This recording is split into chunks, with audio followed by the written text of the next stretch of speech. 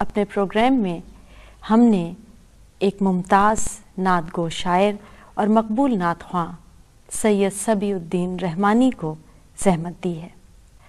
نعتیہ ادب کے حوالے سے تنقیدی اور تحقیقی ادبی جریدے نعت رنگ کے مدیر بھی ہیں۔ آپ نے نعت ریسرچ سینٹر قائم کیا ہے اور آپ کی ذاتی لائبریری میں 2-2.5 کتابیں موجود ہیں جس سے عاشقان رسول مستفیض ہو رہے ہیں۔ آپ کے جریدے نعت رنگ کو حکومت پاکستان کی جانب سے ایوارڈ بھی مل چکا ہے۔ آپ کے 3 شعری مجموعے جو نعتیہ کلام پر مشتمل ہیں، ماہ طیبہ، جادہ رحمت اور سرکار کے قدموں میں منظر عام پر آ چکے ہیں اور بے پناہ پذیرائی حاصل کر چکے ہیں، بلکہ آپ کے نعتیہ مجموعے سرکار کے قدموں میں کا انگریزی میں بھی ترجمہ کیا جا چکا ہے۔ آپ کی ادبی خدمات کے صلے میں آپ کو حکومت سندھ اور کینیڈین حکومت کی جانب سے اعلیٰ ترین ایوارڈ سے بھی نوازا جا چکا ہے، لیکن آپ خود اپنے لیے نعت گوئی کو سب سے بڑا اعزاز قرار دیتے ہیں۔ تو آئیے ملاقات کرتے ہیں ہماری آج کی مہمان شخصیت سید صبی الدین رحمانی صاحب سے۔ السلام علیکم۔ وعلیکم السلام ورحمۃ اللہ۔ خوش آمدید کہتے ہیں آپ کو اپنے بہت پروگرام شکریہ، میں۔ آپ نے یاد کیا۔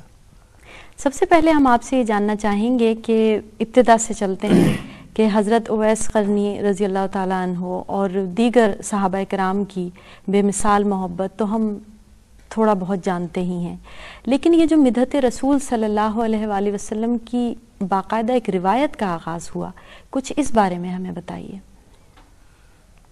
حضور نبی کریم صلی اللہ علیہ وسلم کے عشق جو ہے جی، ایمان کا جوہر ہے، اس کی اساس ہے۔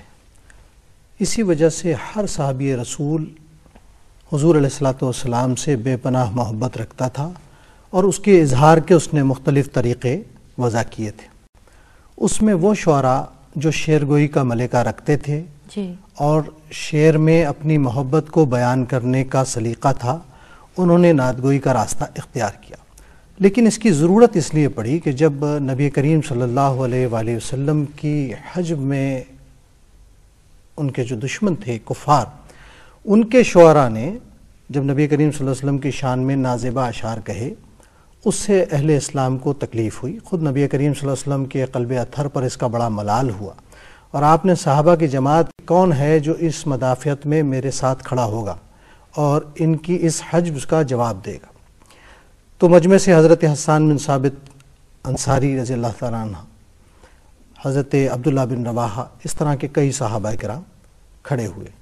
حضور علیہ الصلوۃ والسلام نے حضرت حسان بن ثابت رضی اللہ تعالیٰ عنہ کو کہا کہ تم سیدنا صدیق اکبر سے ان کے نسب کے بارے میں معلومات حاصل کرو اور اس کے بعد اشعار کہو۔ اس ساری سچویشن کو دیکھ کر ہم یہ سمجھتے ہیں کہ نبی کریم صلی اللہ علیہ وسلم کی نعت کا پہلا کام جو اسلامی تاریخ کے تناظر میں ہمارے سامنے آتا ہے وہ یہ ہے کہ تحفظ ناموس رسالت کا دفاع کرنا نعت کی پہلی بنیادی ذمہ داری تھی۔ بعد کے ادوار میں جب وہ سارا ہنگامہ جو مخالفت میں کھڑا تھا وہ دب گیا اور سکون کا مرحلہ آیا، مدینے میں حکومت اسلامی ریاست قائم ہو گئی، تو ہم دیکھتے ہیں کہ شعراء نے اپنے عشق کی بنیاد پر نبی کریم صلی اللہ علیہ وسلم کی بارگاہ میں اپنے عریضے پیش کرنے شروع کیے۔ پھر یہ روایت نیچے تک چلی آ رہی، تو اس کا یہ بنیادی پرسپشن یہ ہے کہ حضور نبی کریم صلی اللہ علیہ وسلم کی ناموس کے تحفظ کے لیے، حضور کی عظمت و کردار کو بیان کرنے کے لیے اور اسلام کی تجلیات کو پھیلانے کے لیے نعت کو شعری حربے کے طور پر سامنے لایا گیا۔ ٹھیک، اچھا اب ہم اس سے ذرا آگے بات کرتے ہیں۔ جیسے سورہ آل عمران میں آیت نمبر 31 میں اللہ تعالیٰ نے ارشاد فرمایا کہ آپ صلی اللہ علیہ وآلہ وسلم کہہ دیجئے کہ اگر تم اللہ سے عشق کرتے ہو تو آپ صلی اللہ علیہ وسلم کی پیروی کرو، اللہ تعالیٰ بھی تمہیں دوست رکھے گا اور تمہارے گناہ معاف کر دے گا، بے شک اللہ تعالیٰ بہت بخشنے والا ہے۔ تو اس سے ہمیں اندازہ ہوتا ہے کہ نعت رسول صلی اللہ علیہ وآلہ وسلم کی ایک پرنور روایت قائم ہے۔ پھر آپ نے ابھی اس کی ابتدا اور تاریخ کے حوالے سے گفتگو کی۔ اب ہمیں یہ بتائیے گا کہ فکری لحاظ سے اب نعت نگاری کہاں کھڑی ہے؟ ظاہر زمانے میں تغیر و تبدل ہوتا رہتا ہے، نعت نے جب ابتدا کی تو میں نے بتا دیا تھا اس کا ایک منصب ہے کہ وہ تحفظ ناموس رسالت اور دفاع اسلام کے طور پر سامنے آئی۔ اس کے بعد عرب شعراء کے آئیں ہمیں وہ قصائد ملتے ہیں جس میں نبی کریم صلی اللہ علیہ وسلم کے شمائل ملتے ہیں، ان کے خصائل ملتے ہیں، ان کے سیرت و کردار کی تعریف ملتی ہے۔ اس کے موضوعات ایسے ہیں کہ آپ کشادہ سینے والے ہیں، آپ فراخ پیشانی والے ہیں، آپ چوڑی کلائی والے ہیں، یعنی شخصیت کو، سراپا نگاری کو فوکس کیا گیا۔ پھر ہمارے ہاں عربی سے روایت فارسی میں جب یہ آتی ہے تو فارسی شعراء کے ہاں چونکہ مہجوری تھی، حضوری نہیں تھی، تو انہوں نے اپنے ڈکشن کو چینج کیا، اپنے ڈکشن میں اپنے حالات اور اپنے ماحول کے تناظر میں اپنے اشعار کو پیش کرتے ہوئے نبی کریم صلی اللہ علیہ وسلم سے دوری اور مہجوری کو بیان کیا۔ نتیجہ اندر ہم دیکھتے ہیں نسیمہ جانب بطحا گزر کن، زحل عالم محمد را قبر کن جیسے اشعار ہمارے سامنے آتے ہیں۔ یہی روایت سفر کرتے ہوئے اردو میں آتی ہے تو اردو میں نعت گوئی میں بے پناہ تجربات ہوئے ہیں۔ ہر علاقے کے نعت گو نے اپنی روایات، اپنی رسومات کے تناظر میں نعت کو نبی کریم صلی اللہ علیہ وسلم کے عشق کے اظہار کے طور پر پیش کیا، تو اس میں ہمیں بہت تنوع ملتا ہے۔ تو ہم دیکھتے ہیں کہ مختلف ادوار میں نعت مختلف تجربوں سے گزرتی رہی ہے، لیکن اس کا مرکزی جو نقطہ خیال ہے وہ نبی کریم صلی اللہ علیہ وسلم سے جوڑنا اور جڑ جانا، یہ دو خیال نعت کے بنیادی خیال رہے۔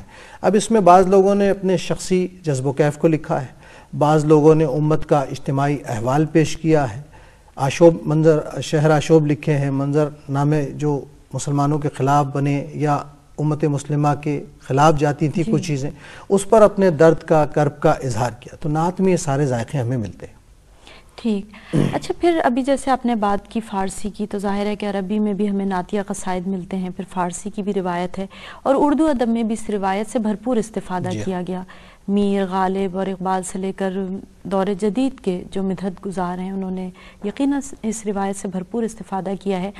جو پہلے کا نعتیہ کلام ہے اور آج موجودہ دور میں جو نعتیہ کلام کہا جا رہا ہے، آپ کے خیال میں ان دونوں میں کیا فرق ہے؟ بنیادی فرق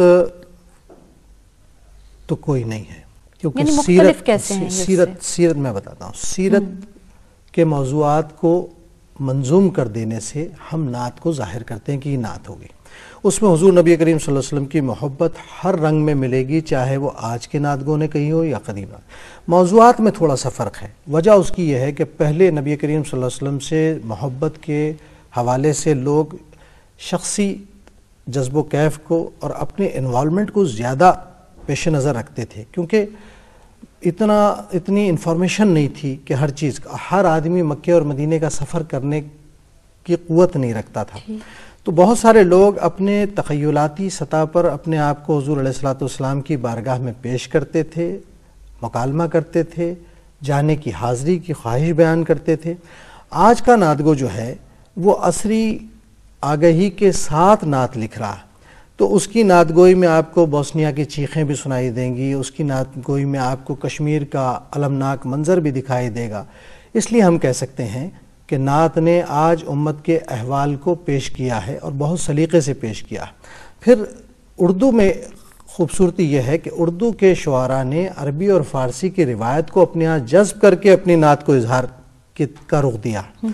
اس وجہ سے ہمیں وہ سارے ذائقے جو ہم سے پہلے ادوار میں مختلف زبانوں میں نعت میں ظاہر ہوتے رہے، وہ اردو نعت کا جز بن گئے۔ اسی لیے اردو نعت ساری دنیا میں سب سے زیادہ مقبول ہے، اور میرا خیال ہے دنیا کی ساری زبانوں میں جتنا کثیر سرمایہ اردو میں نعتیہ لکھا گیا ہے، دنیا کی اور کسی زبان کو یہ اعزاز حاصل نہیں کہ اس میں اتنا سرمایہ ہو۔